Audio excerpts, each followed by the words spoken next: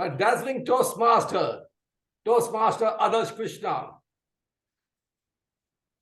my scintillating Toastmaster, Udayan, my sparkling Toastmaster, Sukanta, my sizzling Toastmaster, Nandiyan Selvan, my sparkling Toastmaster, Vicha Sharma, and my enigmatic Toastmaster, Subi, Soundarya, Carla Isaac. I'm Sergeant of Arms, Milind Kulapkar. Welcome you all to the bout number 715 of the round number 1254322.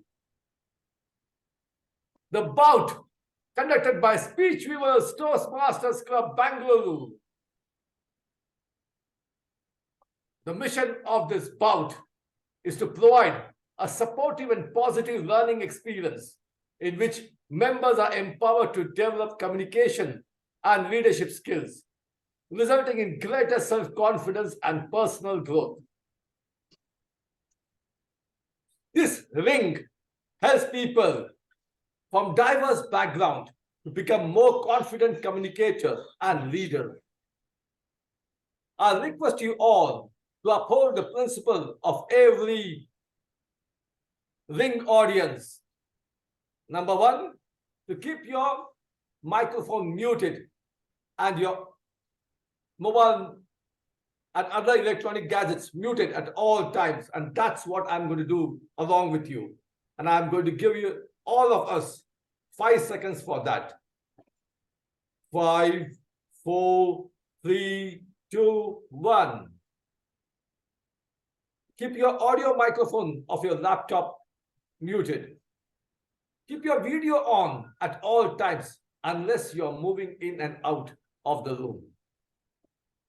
As an encouragement to every role takers, every gladiator who are fighting it out today, applaud them virtually. The gladiators and everyone in the ring will make sure and be conscious of expressing their views on sex, politics, and religion to ensure the sentiment of audience is not hurt. And now it's time to welcome our dynamic ring master for the evening, who speaks multiple languages and likes to drive fast cars. When he was in Saudi Arabia, he used to drive Land Rover in miles, at miles per hour and not in kilometers. He's fond of tennis and other sports, and he likes to think big. How much big? That you'll come to know. So please join me in welcoming our beloved ringmaster, Joseph Philip Benedict. Thank you so much, DTM Milanji.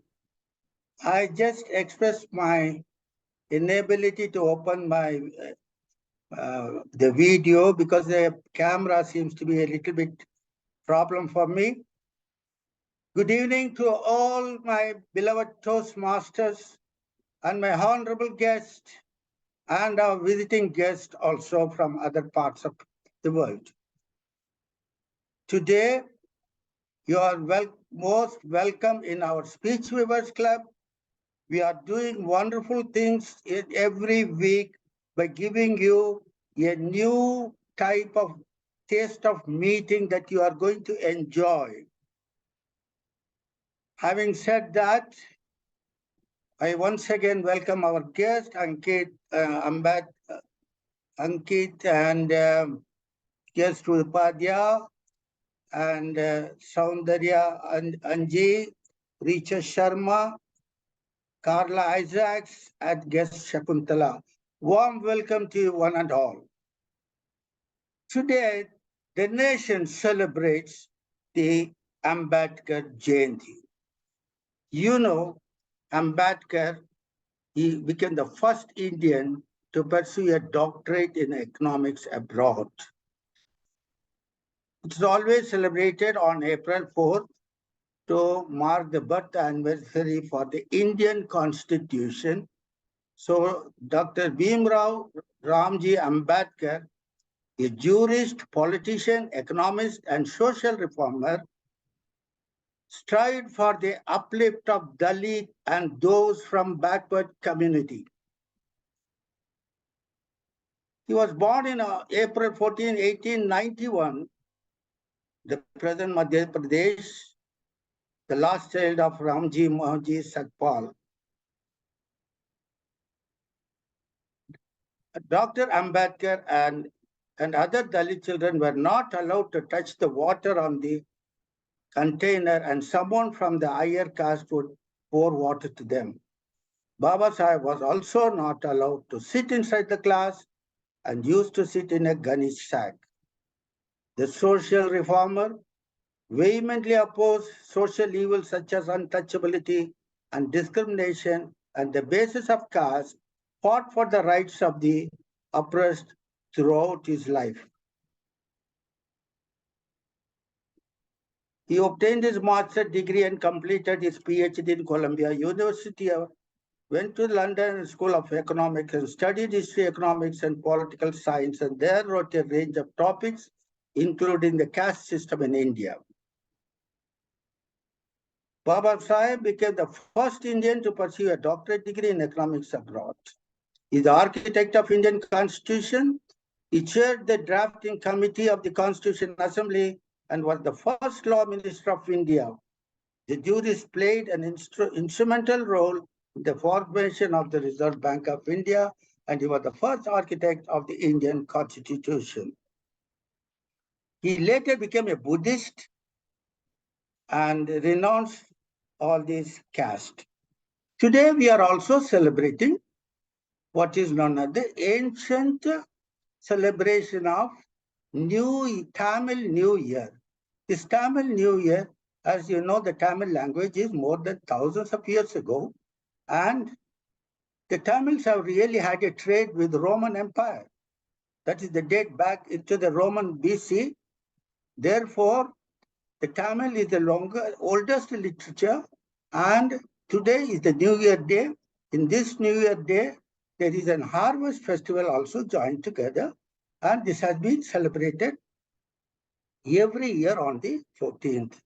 But the same thing is also being celebrated in Punjab, what is known as Baisakhi Mela today, and in Kerala, it is the elephant procession something. So all over India, the New Year is celebrated from March to April. And you know very well, this is the spring season, and therefore, the lot of festivals in India, because we have a more caste and creed and more languages in India, and thereby we do have many festivals to celebrate during this period of time. Now it's time for me to introduce our Toastmaster of the day, Toastmaster. He works as a consultant at Sea Profit Wealth Management of Private Limited. He also the director of a fintech company called D Pockets Technologies Private Limited. Beyond work, he also have reading, watching, and writing about football. Master came because he would like to improve skills. Let us applaud, he'll greet with a great applause, Toastmaster Adarsh Krishna.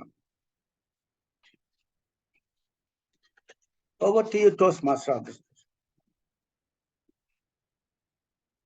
Yes, apologies. I had to operate the Zoom on my own. Nice to see all of you. Good evening and welcome to the 715th meeting of the Speech Weavers Toastmasters Club. And I see a message in the chat that says, all right, sure. Thank you very much, Naseem. We'll work towards that. Yes, nice to see all of you. Just 1 minute. I would like to put the meeting number in order. So the meeting number 715 in order. Thank you for that, Toastmaster Joseph. We have a very special meeting today. I'm not sure how many of you are aware of what we are attempting to do today. You know what? I would like to know from the guests. I think I see Aniket, who seems to be a pretty a famous Toastmaster in the room, someone that I've known for quite a bit. Aniket, what do you think we are doing today? What do you think we are onto today at Speech Weavers? I have no idea You have no because idea what I've we are doing? I've never heard about the speech duel before. So probably one person starts a speech, another person completes it. Could be one way of doing it. But again, that's just a wild guess. You know what? I think more or less you're right. You're more or less right. Yes, we are onto something very, very interesting today. We have planned something called as Speech Duel, which is actually exclusive to the Speech Weavers Toastmasters Club.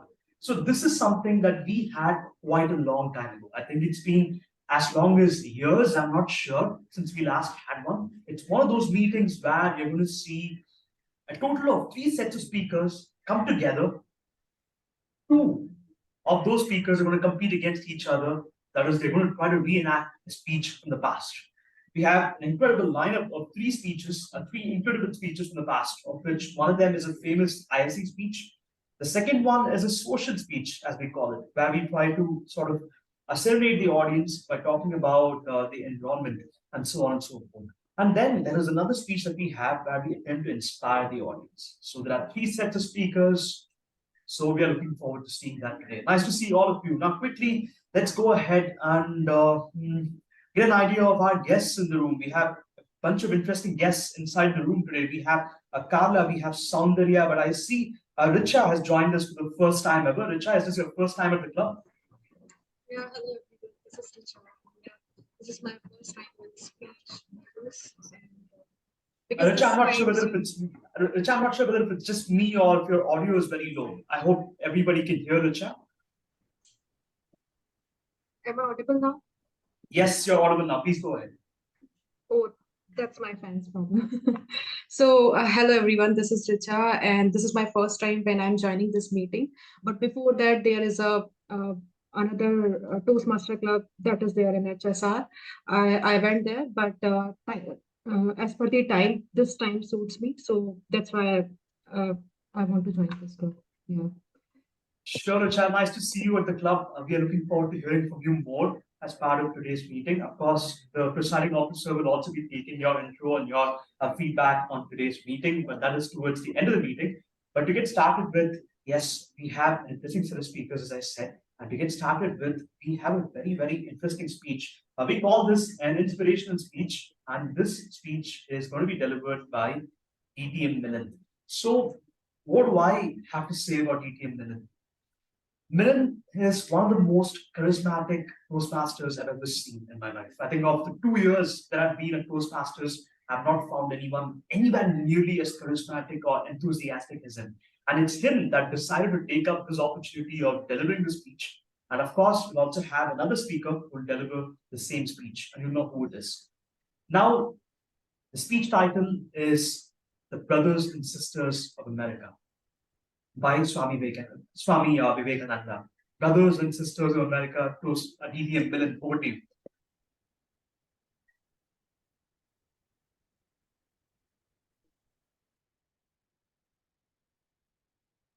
Sisters and brothers of America, it fills my heart with joy unspeakable to rise in response to the warm and cordial welcome which you have given us. I thank you in the name of the most ancient order of monks in the world. I thank you in the name of Mother of Religions. And I thank you in the name of millions and millions of Hindu people of all classes and sects. My thanks also to some of the speakers on this platform who, referring to the delegates from the Orient, have told you that these men from far-off nation may well claim the honor of bearing to different lands the idea of toleration. I'm proud to belong to a religion which has taught the world both tolerance and universal acceptance. We believe not only in universal toleration, but we accept all religions as true. I'm proud to belong to a nation which has sheltered the persecuted and the refugees of all religion and all nations of earth. I'm proud to tell you that we have gathered in our bosom the purest remnants of Israelis who came to southern part of India and took refuge with us in the very year in which their holy temples were shattered to pieces by the Roman tyranny. I'm proud to belong to a religion which has sheltered and fostered the remnant of the grand Zoroastrian nation.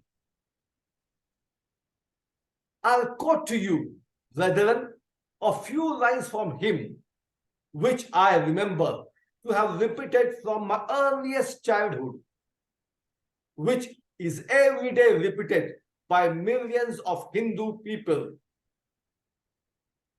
To quote, as different streams having their sources in different places, all mingle their water at sea, so, O Lord, the different paths which men take to different tendencies, various though they may appear, crooked or straight, all leads to thee. The present convention, which is one of the most august assemblies ever held, is in itself a vindication, a declaration to the world of the wonderful doctrine preached in the Gita. To quote, whosoever comes to me, through whatever form, I reach to him. All men are struggling through paths which in the end lead to me, unquote. Sectarism, bigotry, and its horrible descendant fanatism have long possessed this beautiful earth. They have filled the earth with violence, drenched it often and often with human blood, destroyed civilization, and sent the whole nation to despair. Had it not been for these horrible demons, human society would be far more advanced than it is now. But their time is come, and I fervently hope that the bell that tolled this morning in honor of this convention may be the death knell of all fanaticism, of all persecutions with the sword and with the pen, and of all uncharitable feelings between persons wending their way to the same goal.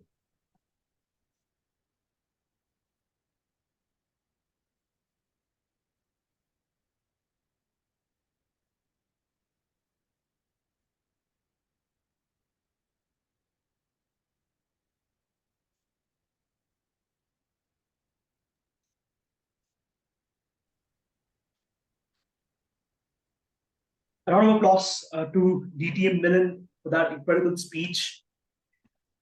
I think I was so lost that I didn't even know that your speech was over. I was so focused and I was listening to you while typing behind the scenes. Very, very nice of you. I think The Brothers and Sisters of America by Swami Vivekananda. It's one of those amazing speeches that all of us, most of us, have had the privilege of listening to or reading about. And I had the privilege of reading that speech and listening to it not so long ago, because it was last week that DTM Millen spoke about it, and I felt the need to talk about it. Now, of course, I'd like to check with Toastmaster Joseph on whether this audio is working fine. Toastmaster Joseph, are you there?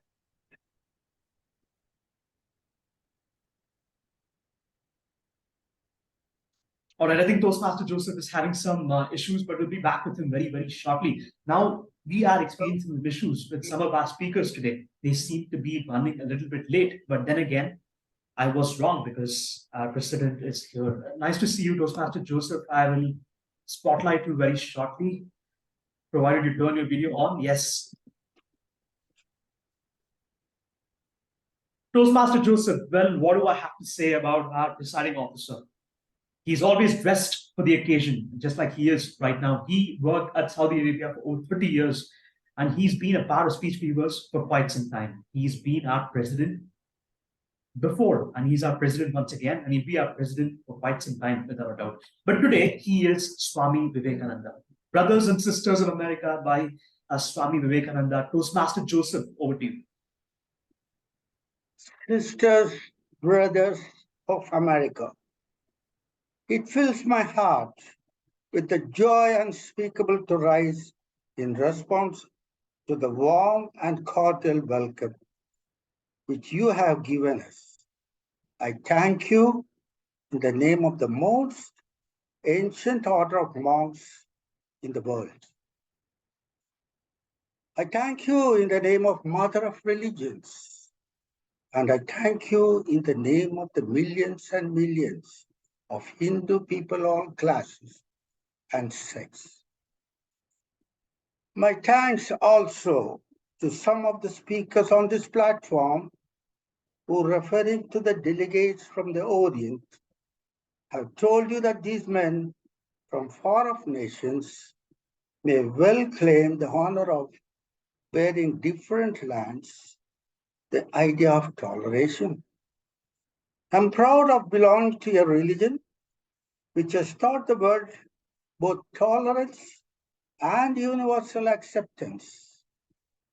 We believe not only in universal toleration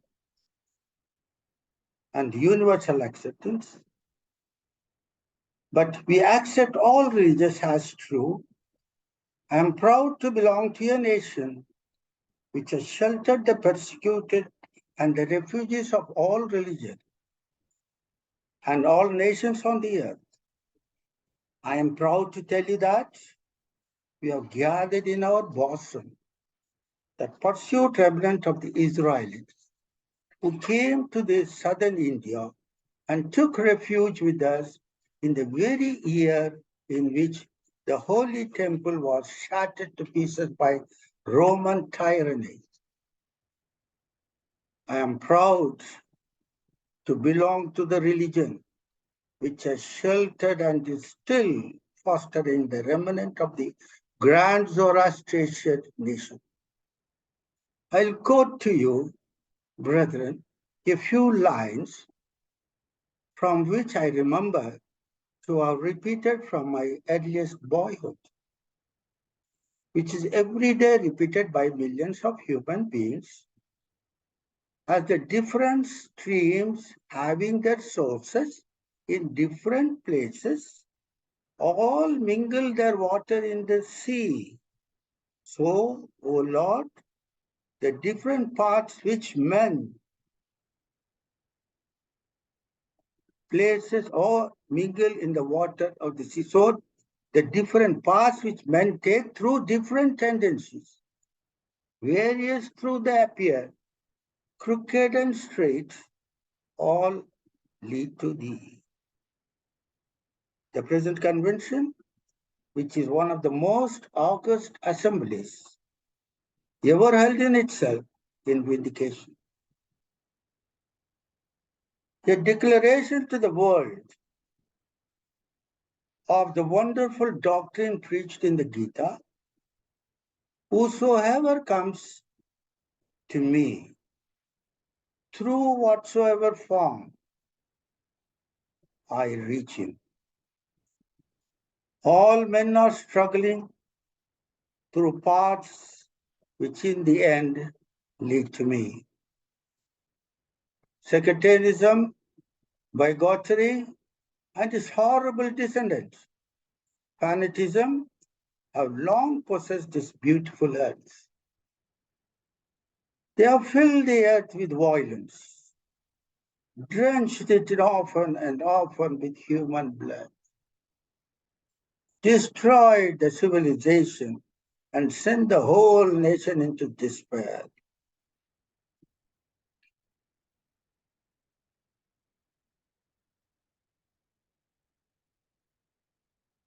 Whoever comes to me through whatsoever form, I reach him. This is very particular engagement. All men are struggling through paths which in the end lead to me. They have filled the earth with violence, drenched it often and often with human blood, destroyed civilization and sent whole nations to despair. Had it not been for three horrible demons, human society would be far more advanced than it is now. But their time is come, and I fervently hope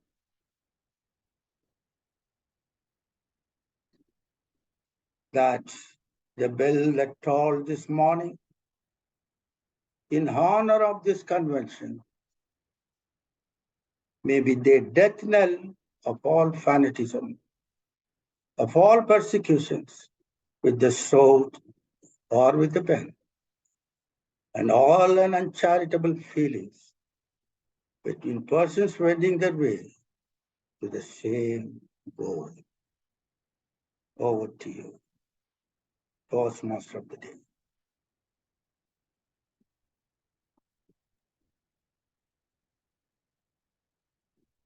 A round of applause to Toastmaster Joseph for that incredible speech and that incredible attire as well, because obviously that makes a massive difference.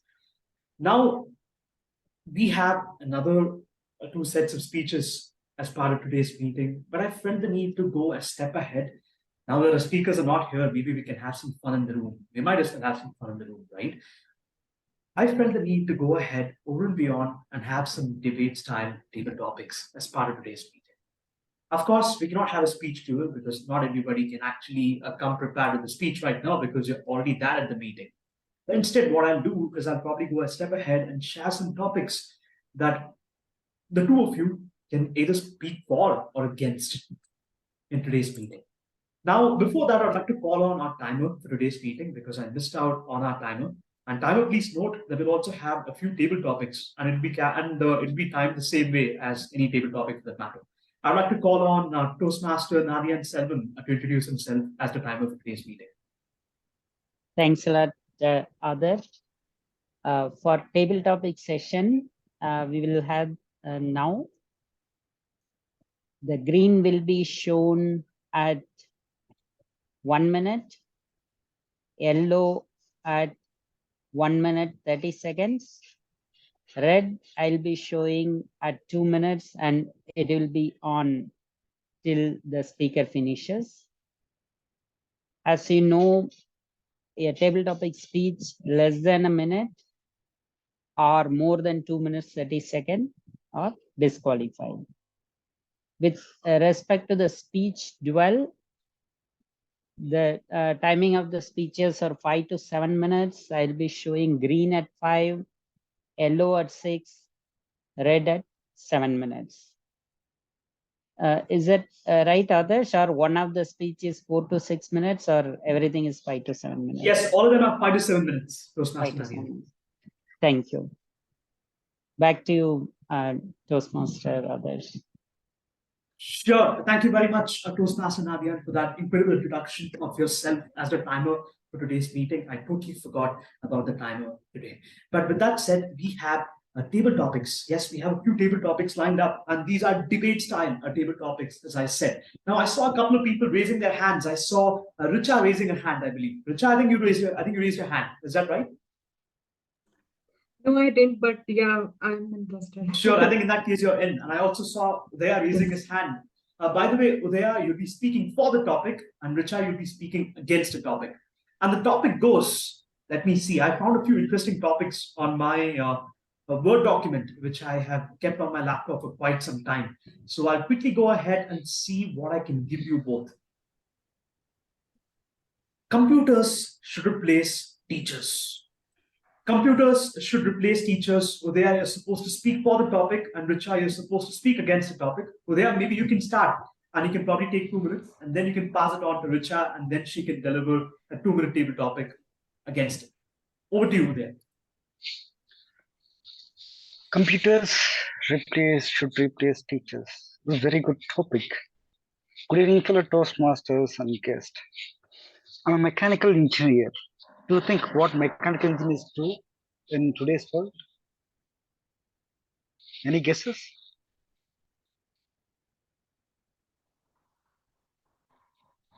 No guesses. Yes, I work with computers. Any professions you take today, you can work with computers. I was really struggling when I completed my schools, entered into college. I was even struggling to operate the computer systems. I don't know what is Windows. I never used computer before in school days. It's very essential in modern days to have computers. We can't operate without computers. It is very essential. It is very helpful in learning many things. There are things like NPTEL. Have you ever heard of this? IIT has initiated a system, web systems, where you can learn all the engineering steps through the computers. You don't need any other things. If you have NPTEL app, you can directly learn things, all the required things through computers. Computers comes with many things. There are a lot of applications. You can learn many good things like uh, Byju's app. We have teaching Aniket Ambedkar from Great Learnings. He teaches a lot of good things through computers. Many people connect through him through computers. So I say teachers are required, but through systems, not directly.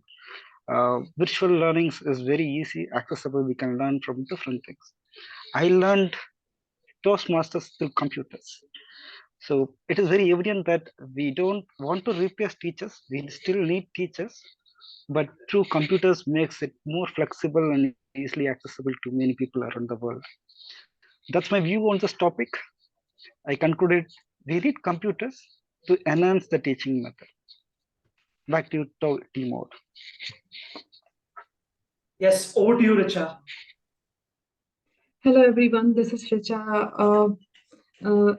So my topic is teachers are better than computers. So before starting that, I would like to say one thing. Like today we are dealing with everything. Like everything is available on phone, but emotionally, is phone available for you? No.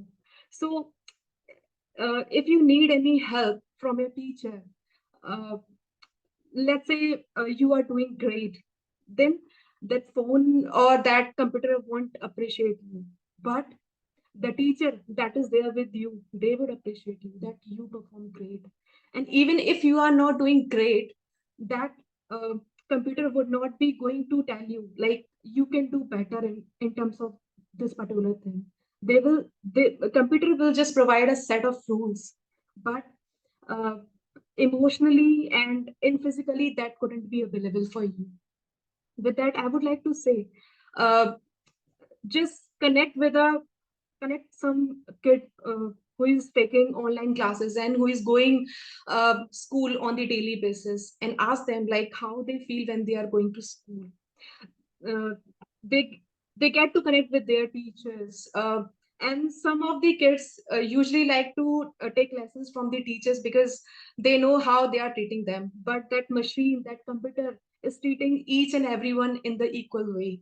It won't care about you if you are learning or not, but your teacher who is giving you lessons or responsible for you to guide your path, they would be taking care of you in terms of that.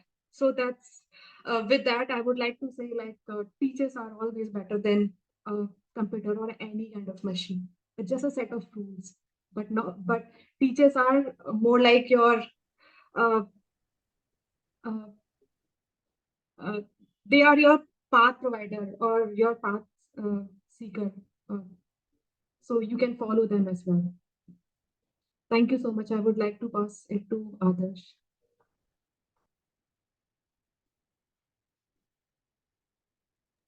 Thank you very much for that, Toastmaster Richa. A round of applause to both Toastmaster Uday as well as Toastmaster Richa for their respective speeches. By the way, if you don't know, you both went on a duel with each other, and you claimed that one of you claimed that computers were better than teachers, and the other claimed that teachers were better than computers.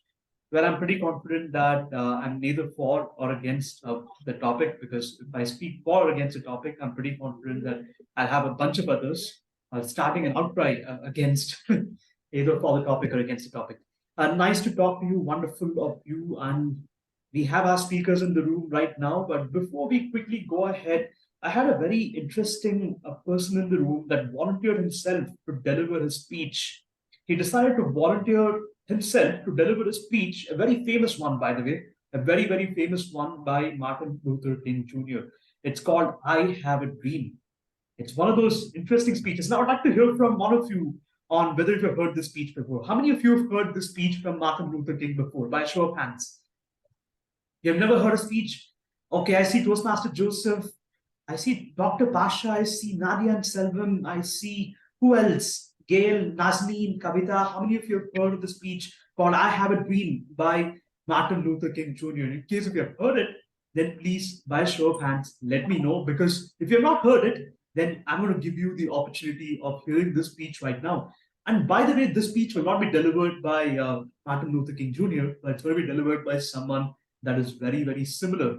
It is Toastmaster Aniket Ambedkar that will be delivering a speech called I Have a Dream by Martin Luther King Jr. I Have a Dream, Aniket Ambedkar. Over to you. Thank you. Now, before we get started, I must say that this speech was delivered at a time when there was no marketing, there were no marketing campaigns, and all they had done is just sent out one small little line in the newspaper saying Martin Luther King Jr. will be speaking tomorrow at such and such place. And just that one single news was enough to bring thousands and thousands of people on the streets. And this happened in the month of August, 28th of August, 1963. Now,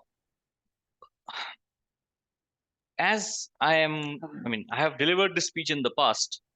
However, that was when we used to have the old manuals. How many of you have delivered a speech or heard about the old manual? Just quickly checking. Oh, I can see Milind raising his hand, Adarsh as well. Cool. So the old manuals where we did not have the pathways, and he actually and at that time we used to have different kind of specializations. One of the specialization was interpretive reading, and in the interpretive reading, you will be given a specific text, and you need to read the text out loud. While you're reading it out, you're supposed to be in sync with the emotions of the speech. Okay, so let me just pull up the speech. Just a minute.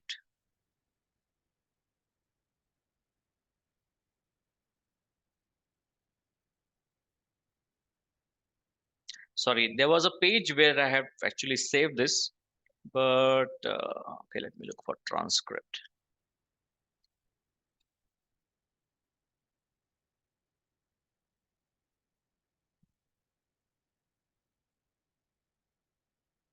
Okay, all right.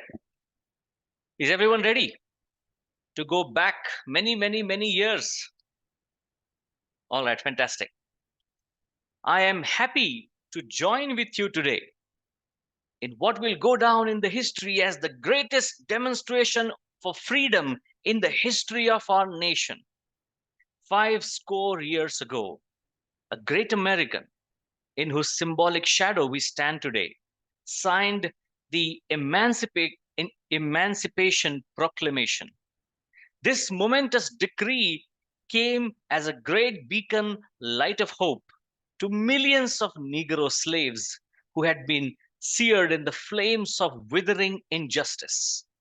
It came as a joyous daybreak to end the long night of their captivity.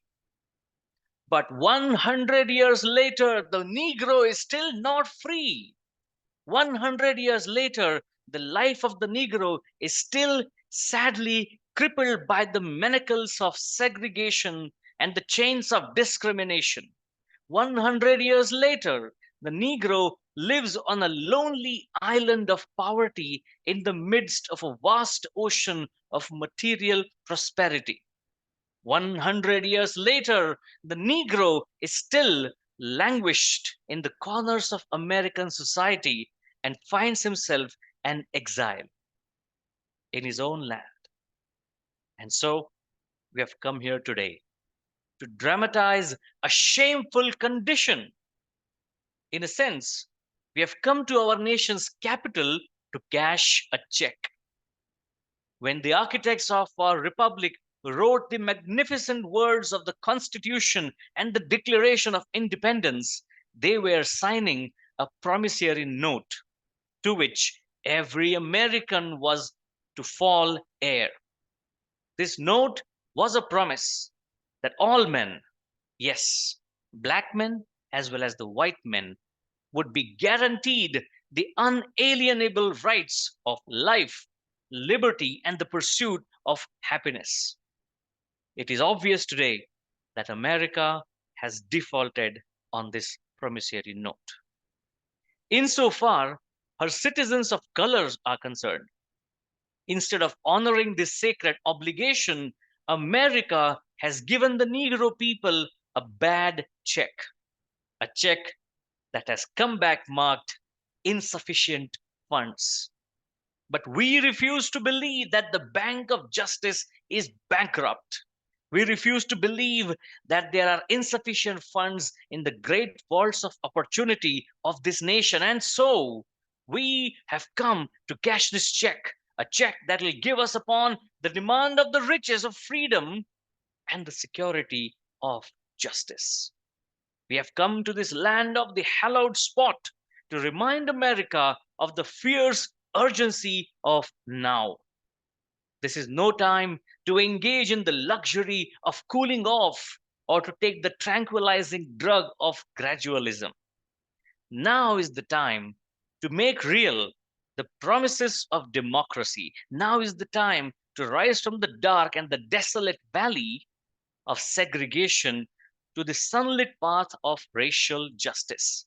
Now is the time to lift our nation from the quicksands of the racial injustice to the solid rock of brotherhood. Now is the time to make justice a reality for all God's children. It would be fatal for the nation to overlook the urgency of the moment. This sweltering summer of the Negro's legitimate discontent will not pass until there is an invigorating autumn of freedom and equality. 1963 is not an end, but a beginning.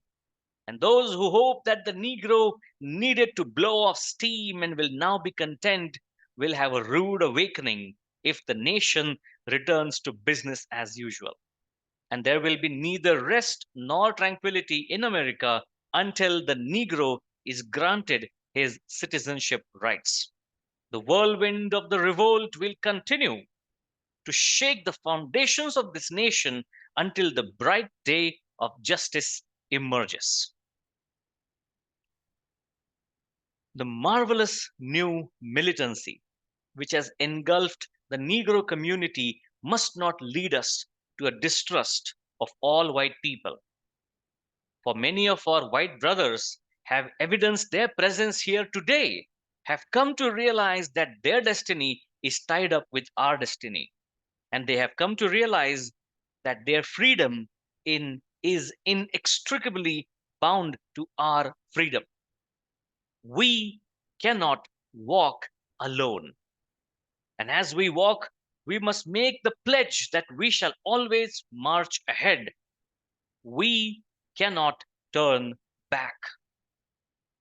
There are those who are asking the devotees of civil rights, when will you be satisfied? We can never be satisfied as long as the Negro is the victim of the unspeakable horrors of the police brutality. We can never be satisfied as long as our bodies, heavy with the fatigue of travel, cannot gain a lodging in the motels on the highways and the hotels of the cities. We cannot be satisfied as long as the Negro's basic mobility is from a smaller ghetto to a larger one.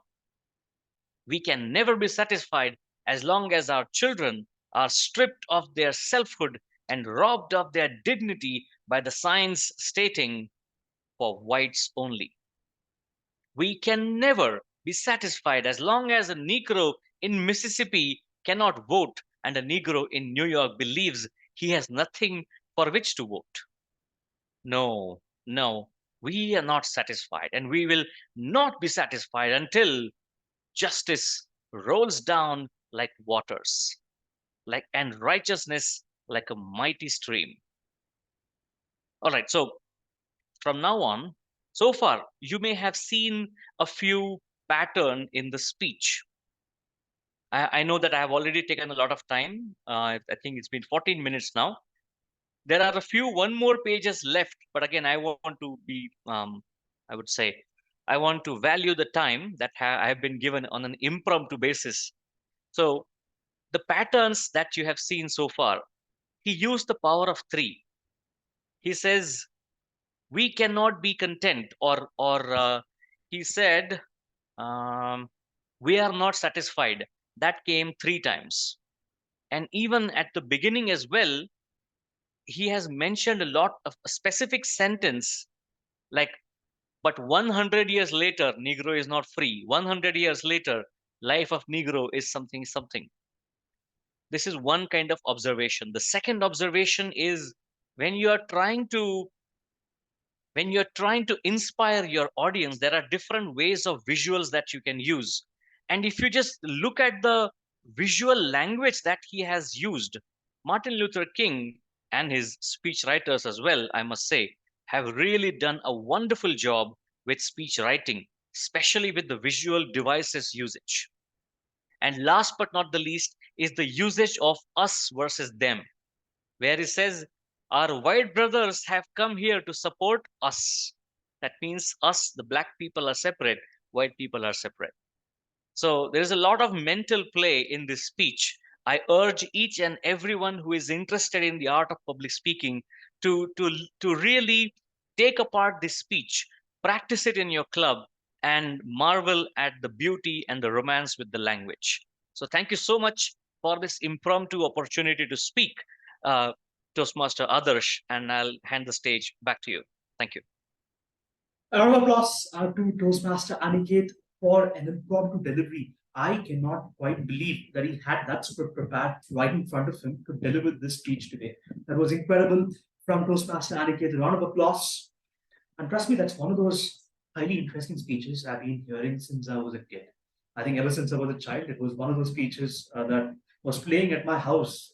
And trust me, a lot of people from my house are very, very orthodox. They don't come from this background of listening to American speeches and so on and so forth. But there was one speech that really captured the hearts of so many people across the world. That was incredible of you. Thank you very much for joining us. But then we have our next set of speakers for today's meeting. And the next speech is rather what we call a social speech, a speech where we try to serenade the audience by helping them understand a very, very important message. And this was a speech that was delivered by a famous actor called Leonardo DiCaprio. I'm sure a lot of them here in this room are aware of who that actor is. And in case if you don't remember it, then please remember the person from the movie Titanic from many, many years ago. That is the person that delivered this speech at the United Nations conference. It was one of those very, very involving speeches. It was a very intense one with a very serious tone. And I swear to God, he captured the hearts of everybody in that room that day. And that is the speech that Toastmaster Shruvi and Toastmaster Shushmita are going to try to impersonate. Starting off with our speaker number 3, Toastmaster Shruvi. Toastmaster Shruvi is one of the most enthusiastic new members I've seen at Speech Weavers in a very, very long time. The last time someone as enthusiastic as her joined the club, I don't exactly remember. That's how good she is. Now she is working as an analyst at a very reputed company called Standard Chartered Bank, in case of you're aware. And she's here to deliver an incredible speech. And she's also our club secretary. I would like to hand the stage to Toastmaster Shubi to deliver the speech from Leonardo DiCaprio from the United Nations Conference on environment and global peace. Over to you. Thank you, Toastmaster Adarsh. So, thank you, Toastmasters Adarsh, and welcome to my distinguished guests. So, I'm honored to be here today. I stand before you not as an expert, but as a concerned citizen, one of the 400,000 people who marched in the streets of New York on Sunday, and billions of others around the world who want to solve our climate crisis. As an actor, I pretend to be fictitious. I play fictitious characters, often solving fictitious problems. I believe that mankind has looked at climate change in the same way, as if it were a fiction, as if pretending that climate change wasn't real would somehow make it go away. But I think we all know better than that now. Every week we are seeing new and undeniable climate events, evidence that accelerated climate change is here right now. Droughts are intensifying, our oceans are acidifying with the methane fumes on the floor of ocean.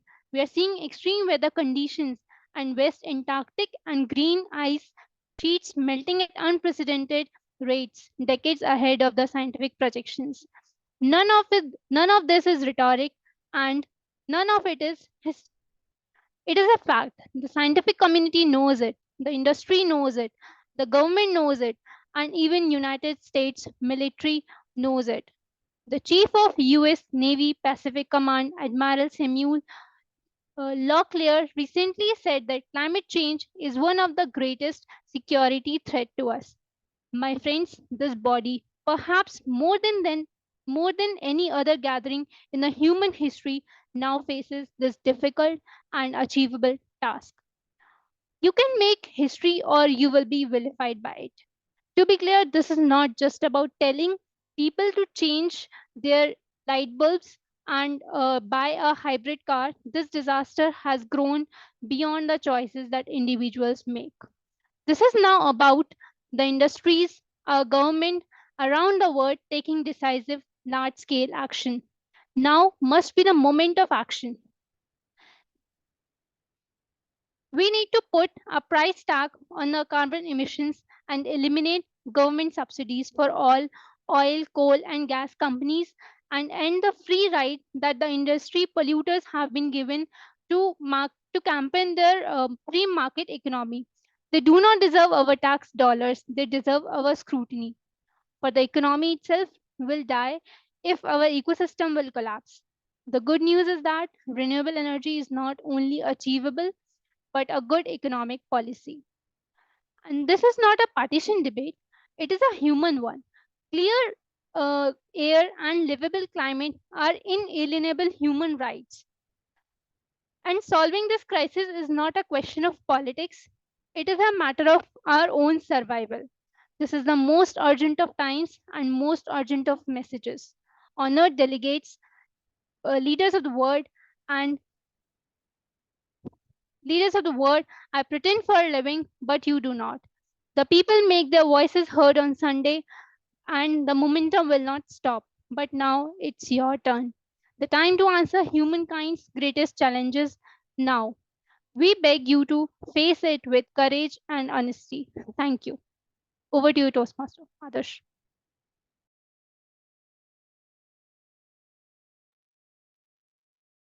Round of applause to Toastmasters Shubi. Now over to her opponent, Toastmaster Shushmita Vaidya, to deliver the same speech by Leonardo DiCaprio. Stage is yours. Thank you, Toastmaster Adarsh. Quick check audio video.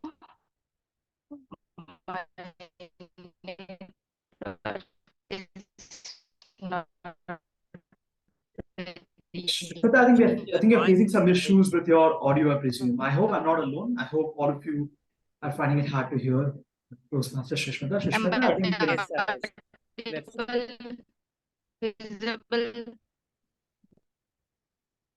I think Shishmita, we're not able to hear you. Maybe you can try logging out and logging back in.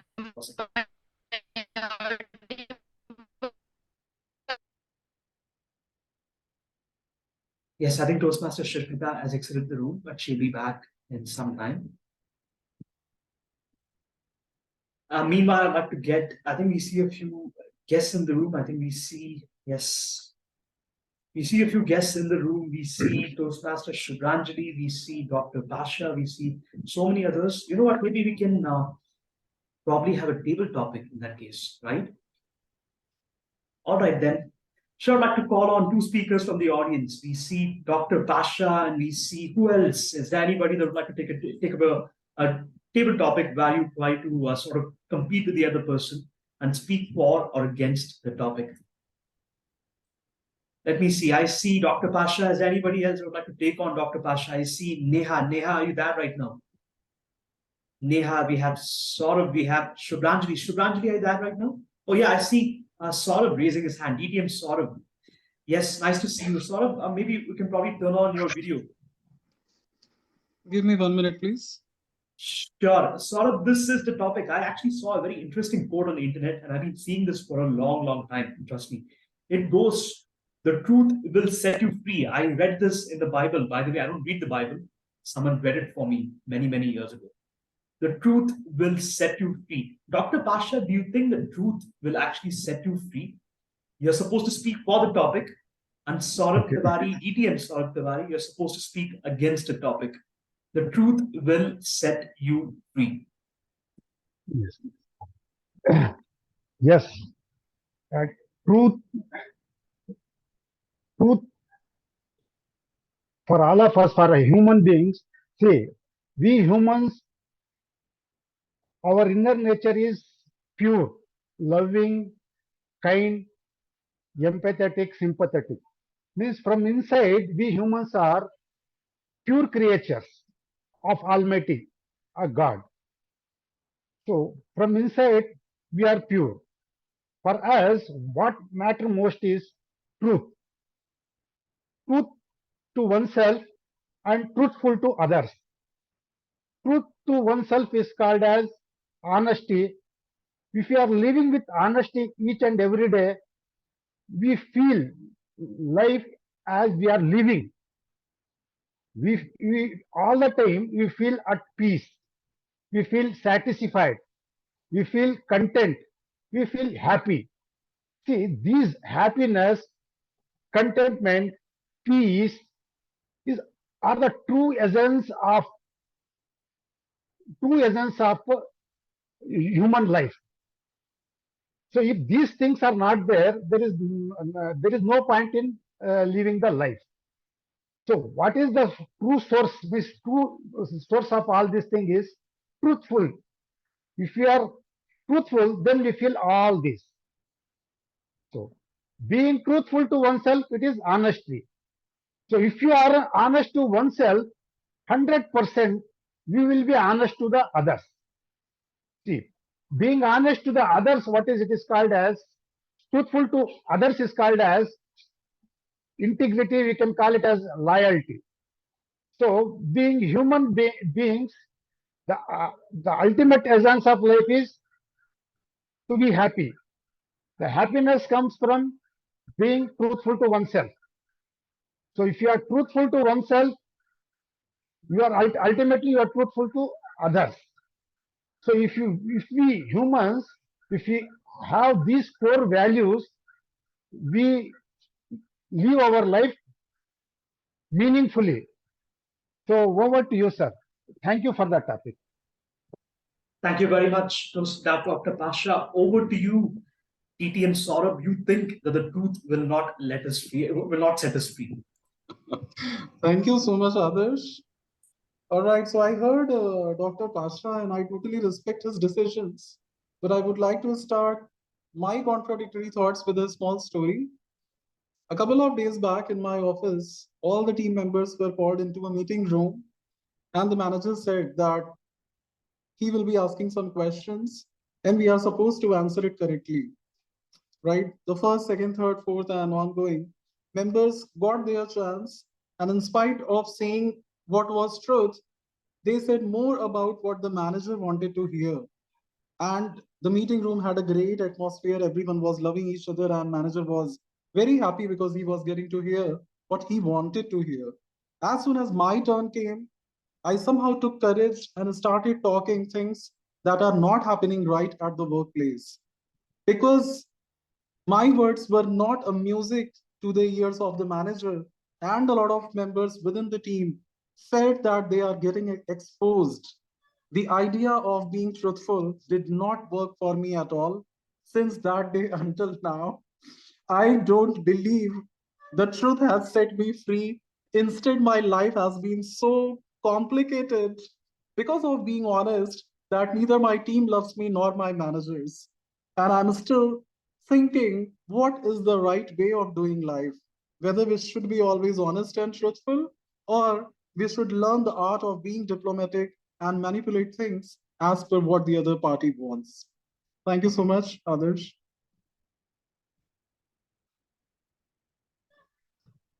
I could see a green card. Of course, the truth will set you free. Now, I think this is the first time I've ever heard someone ever tell an audience to tell lies. Well, of course, there are times where it really does help. But again, we're going to let the audience decide who was better, but that is something to decide at the end of the meeting. Meanwhile, we have our speaker back. We have our speaker number 4, DTM Shushmita, back in the room. DTM Shushmita, over to you.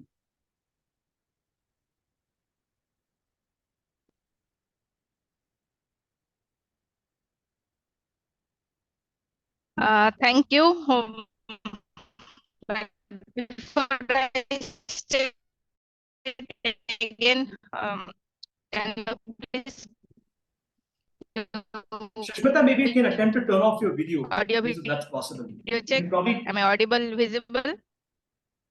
Yeah, I think you were briefly audible. You can try speaking now. Am I audible, visible? Yes, you're audible but not visible. Maybe you've turned off your Can video. you hear me? Yes, we can hear you. It's pretty clear now.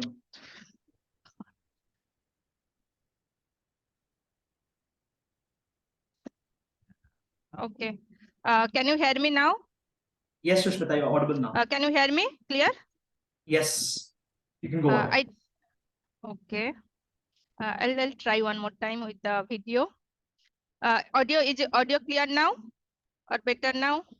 Yes, the audio is clear, but I think your screen is pretty much frozen. Okay. In case if you're having difficulties, Thank you, can turn Toastmaster off of your the day, videos. Toastmaster others. Good evening, ladies and gentlemen, dear Toastmasters. Thank you. So I have switched up my video. Let me start again. Good evening, ladies and gentlemen, distinguished guests and Toastmasters. I am honored to be here today. I am here today not as an expert, but as a concerned citizen. One of those 400,000 of people who marched in the street of New York's last Sunday, and the billions of others around the world who want to solve our climate crisis. As an actor, I pretend for a living. I play fictitious characters, often solving fictitious problems. I believe humankind has looked at climate as if it is happening to someone else's planet, as if pretending that climate change is not real somehow make it go away. But I think we know better than that. Every week, we are seeing new and undeniable climate events, evidences that accelerated climate change is here now. We know that droughts are intensifying, our oceans are warming, acidifying, methane fumes are rising beneath the ocean floor. We are seeing the extreme hot weather events, increased temperature, the icebergs, ice sheets are melting at unprecedented rate, decades ahead of the scientific projection. None of this is rhetoric, none of it is hysteria. It is fact. The scientific movement know it. Even the United States military know it. The Chief of US Navy, Colonel Samuel, he recently said that the climate change is our single greatest security threat. My friends, this body, perhaps more than any other gathering in human history, now faces that difficult task. You can make history or be vilified by it. To be clear, we are not telling people to just change their light bulbs to LED or buy a hybrid car. The disasters has grown beyond the choices of that individual make. We as an industry, we as a government, we have to take decision on a large scale. I'm not a scientist, but I don't need to be. Because the world scientific community has spoken. They have given their jurisdiction. And if we do not act together, we'll surely perish. Now is the moment for action. What we have to do? We need to put a price tag on carbon emission. The companies who are doing the good carbon saving, they will be awarded. Or we have to give subsidy to for the companies who are not using coal, gas, or oil companies to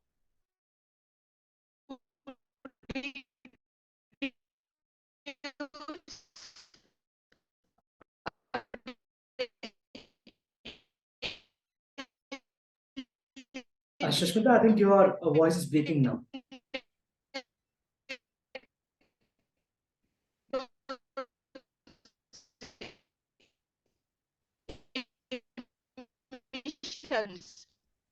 We need to end the free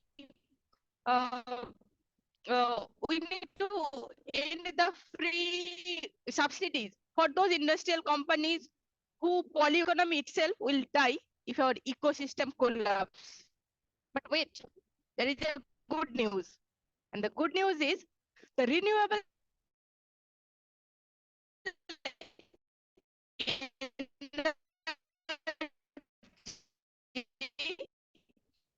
is not only achievable, but good economic policy. New research has shown that by 20, okay, I'll try. So new research obligation and a daunting one. We have only one planet. We don't have any planet B. So humankind must become accountable on a massive scale for this destruction of this collective home. To make a future for our children, for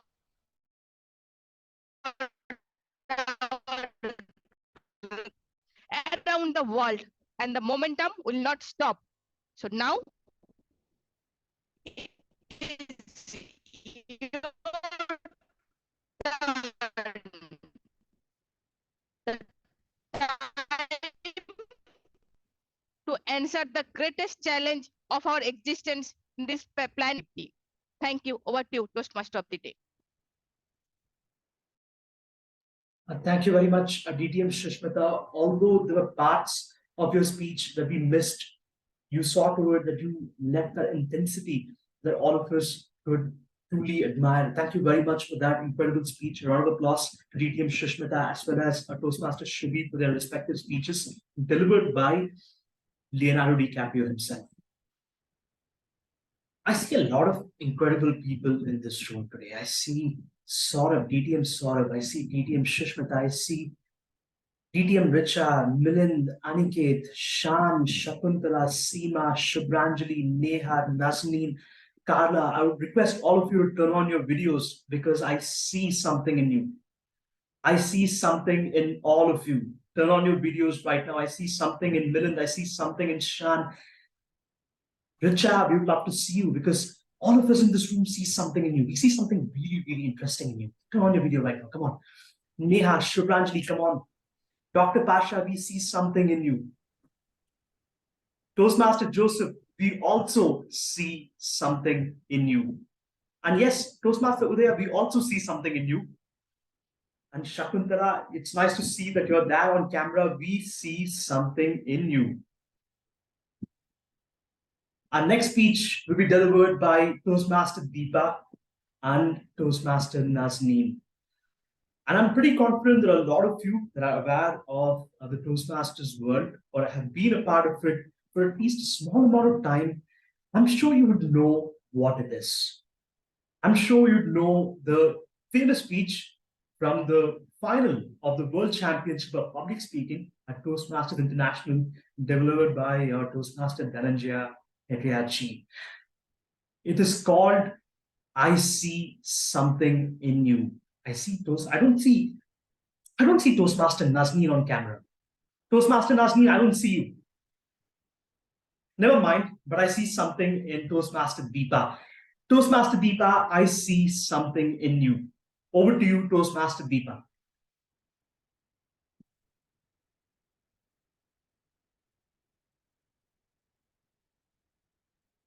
You and I are no different from this flower. Just like this flower is unique, you are unique. All of us have something special in us that makes us as beautiful as this flower. What makes you special? Now, the answer to this question is a little hard to find because life has a cruel way of picking at our petals, breaking us into two and throwing us into the trash.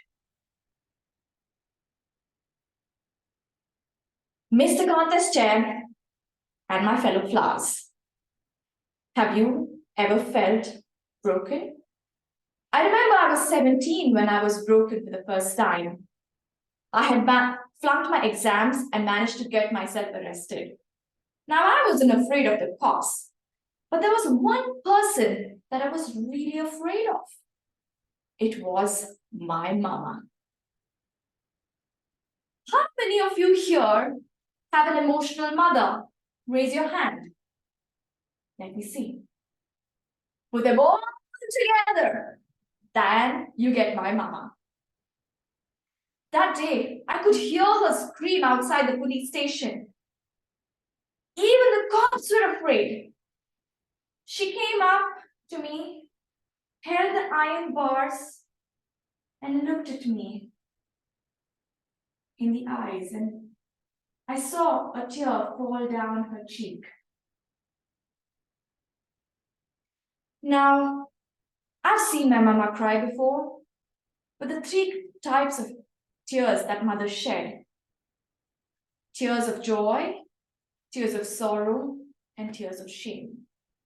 And when a daughter sees her mother cry tears of shame, it's a life-changing moment. My mother looked at me that day and she said, "Deepa, I want you to be a better person." As I drove home that day, my dad was waiting for me. You know, my dad is a cool dad. How many of you have a cool dad? Raise your hand. Put all of them together, you have my dad. My dad walked up to me and he said, "Deepa, you flunked your exam. You managed to get yourself in jail. It's fine. You get that all from your mother's side. But here it is. I want you to get into a job immediately." And I said, "Okay, I will." And so he took me to one of his friends, Sam. Sam was an accountant. and he generously had allowed me to become his personal assistant. Sam was like a teddy bear, but he was special. He looked at me, I looked at him, and then there's something amazing he said. Deepa,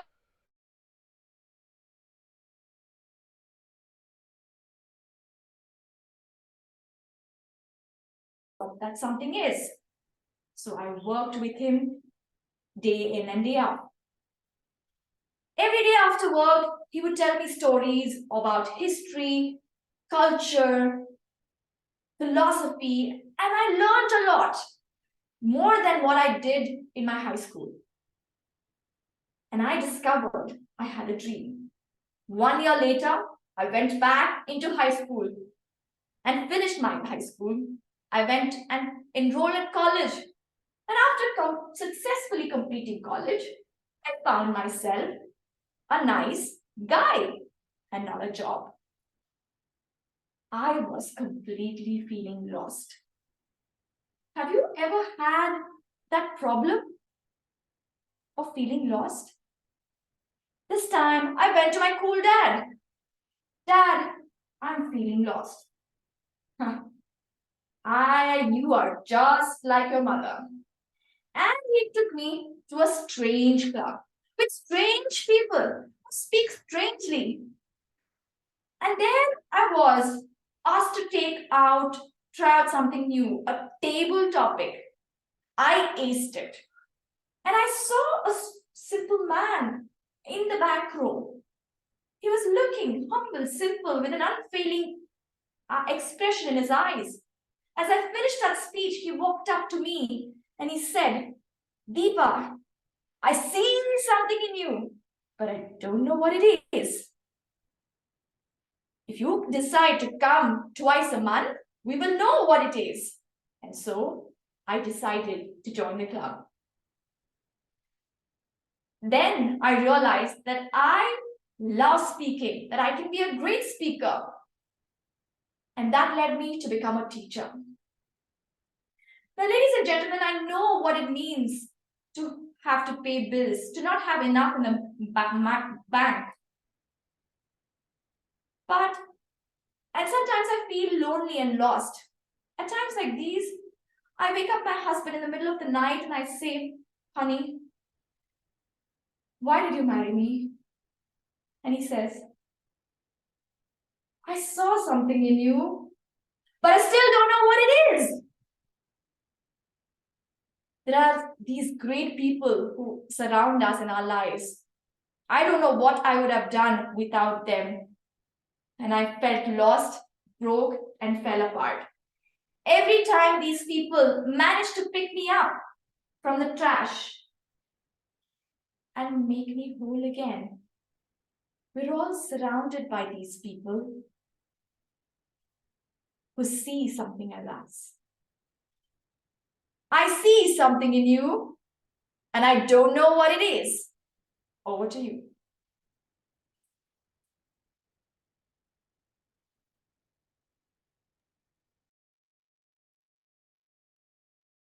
Toastmaster Nazneen, I see something in you. Over to you.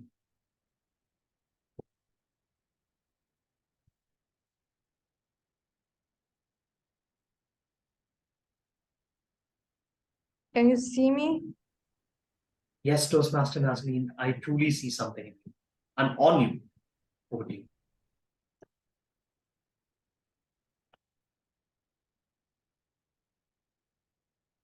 You and I are no different from this flower.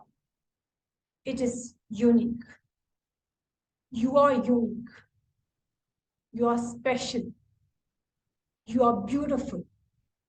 Do you know why you are beautiful and unique? That is a difficult question to answer because life can be sometimes very cruel. It can just make the gift just be there, and it can be so cruel that it can tear your petals. put it in the trash bin. Make sure that you actually blow it into two. How do you feel good when you're broken? You will not feel good, isn't it? Yes. Contest chair and my beautiful flowers. I was broken for the first time when I was 17 years old. I flunked my exams. I also got myself arrested. I was not afraid of the cops, but there was one person that I was afraid of. That was my mama. How many of you have got emotional mothers? Raise of hands. Put them all together and you will find my mama. My mama was screaming so much, I could hear it even here. So what I did, she came up to me and held the iron bars and said, I could see the tear falling out on her cheek. So the mothers have three types of tears. The three types of tears are tears of happiness, tears of sorrow, and tears of shame. And when a son sees a mother as a tear of shame, that was the life-changing moment for me. She said, look into my eyes and tell me, son, you will become a better person from now onwards. I really felt bad. We were driving back home where my dad was waiting for me. My cool dad. How many of you have got a cool dad? Raise of hands. Put them all together. You will find my dad. My cool dad. What he did was, he said, it's okay. You've already flunked your exams. You've already got yourself arrested. That's fun. But you've gone on your mother's side. He said, I want you to start working immediately. I said, okay, fine. And he took me to one of his friends called Sam. And this friend of his, Sam, was actually somebody who was an accountant having an accountancy firm. And that accountancy firm, he was so good to me, he made me his personal assistant. When I looked at him, he looked like a teddy bear. I said, fine. Then he came closer. He looked into my eyes and said, oh my God, I see something in you, but I don't know what it is. But if you will work for me, this was the most amazing thing I've ever heard. I will definitely make sure that you will find out what it is. I said, okay, fine. I will start working for you. And I started working. Poof! At least somebody believes that, yes, they can see something in me. And I started working. When I started working, after work, we used to sit down and talk about culture, history, philosophy, which I did not do in my school days. And then after a year, I completed my exams and successfully completed my college. Guess what? I found a girl, not a job. Then again, have you ever felt like that? Lost? Just lost like that? Yes, I felt lost. Then I thought, what to do? Let's go to my cool dad. I went to my cool dad and he said, You have gone on your mama because she's always lost. Then he took me to a place, a club, which is a different club. The name also I cannot pronounce. The people who are so different, who talk, then talk. The first meeting itself, they called me and told me to take part in table topics. I said, okay, fine. I aced it.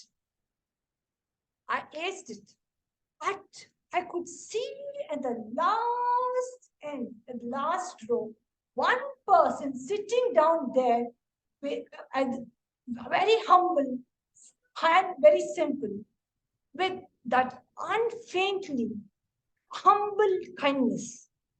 After I finished my speech, he came up to me, looked into my eyes, eye to eye, and said, "Son, I can see something in you, but I don't know what it is. Come here for 2 weeks, every week, every month, and we will discover what it is."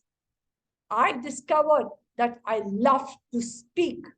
I discovered myself, and hence I became the teacher.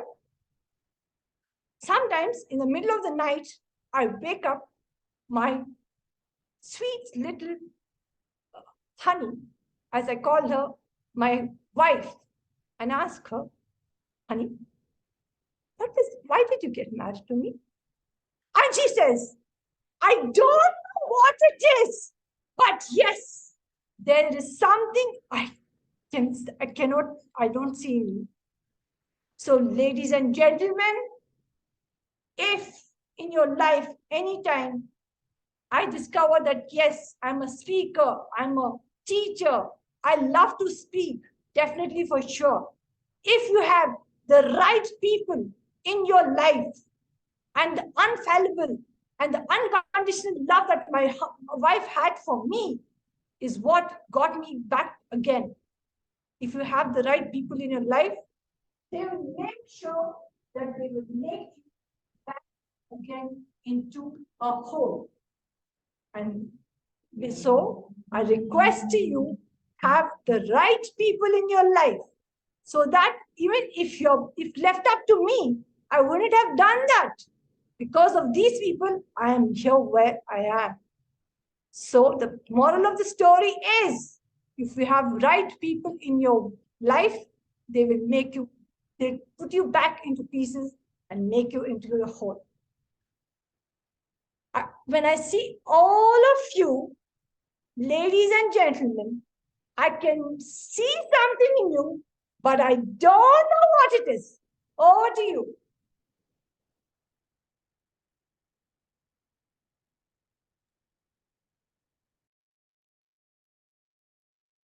It's a Toastmasters tradition to generally stand up and applaud all speakers, especially when they deliver an icebreaker speech. And today, a lot of them actually delivered icebreaker speeches technically, because these were not their speeches, by the way. These were speeches delivered by famous personalities. So I'd like all of you to rise up and give a round of applause to all our speakers: Toastmaster DTM Millen, Toastmaster Joseph, Toastmaster Shubhi, DTM Shushmita, Toastmaster Deepa, and Toastmaster Nazneen. As I continue seeing something in all of you, I request all of you to look at the chat box, because I have put up a link for you to click on to vote for your favorite speakers from today's meeting. And on that note, I'd like to hand it back to our presiding officer, Toastmaster Joseph.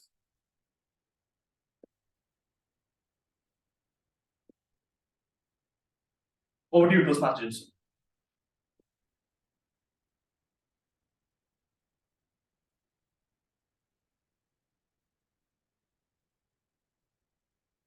Oh yes, I think there's something that I forgot. There's something that I forgot to see, actually. That is the timer's report for this evening. I request Toastmaster Nadian to quickly go ahead and report his findings from today's meeting as a timer. Thank you. So, with respect to the speech duel, the first speech, Millen sir took 5 minutes 10 seconds. Joseph sir took 5 minutes 38 seconds, both within the time limit.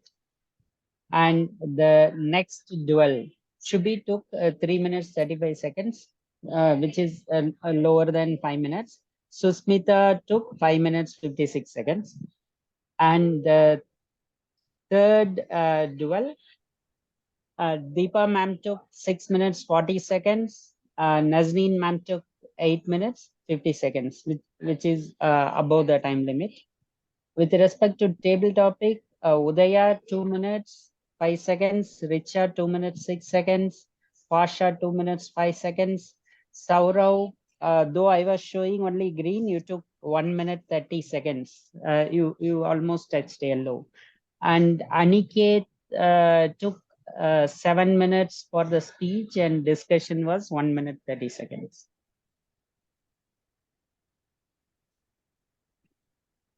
Thank you. Back to you, Toastmaster. Thank you very much, Toastmaster Nadia, for your excellent timers report. A round of applause to you. And back to you, Presiding Officer, Toastmaster Joseph. I request all of you to cast your votes. I have a total of 8 right now, and I see more people in the room. Thank you, Toastmaster Adarsh. It was a wonderful session, and it is really a unique session. Everyone has done their best to imitate the speakers of the past.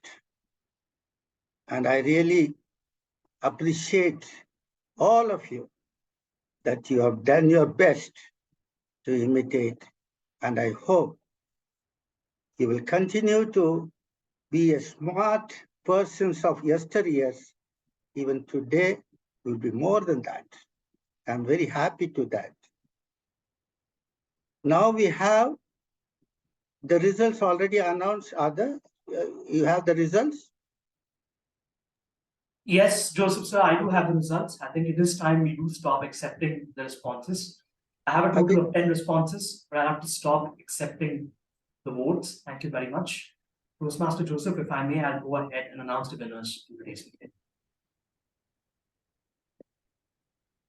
The winner of the duel number 1 between Toastmaster Joseph and DTM Millen. Our winner was DTM Millen. Congratulations on winning the first duel from today's meeting. And for the second duel, it was actually split. The split between DTM Shushmita and Toastmaster Shubhi. A round of applause to both DTM Shushmita as well as Toastmaster Shubhi for that excellent speech. And then last but not the least, I still have more. The winner from duel number 3 between Toastmaster Nazneen and Toastmaster Deepa, it was by a hand. It was Toastmaster Nazneen. Round of applause to Toastmaster Nazneen on winning the third duel. And then we had a very interesting impromptu speech from Toastmaster Aniket. Now, there was no way for me to sort of rate the speech, so I gave the audience the opportunity to rate the speech on a scale of 1 to 5. And it was amazing to see that almost all of them have given a rating of at least 4 or 5 stars to Toastmaster Aniket on a speech called I Have a Dream by Martin Luther King Jr. Thank you very much for that speech. We had a few table topics today, a few random table topics, if I may. And the best table topic speaker in today's meeting was DTM Saurabh. Thank you very much for joining us in today's meeting at Speech Weavers. And on that note, I would like to hand it back to our presiding officer, Toastmaster Joseph.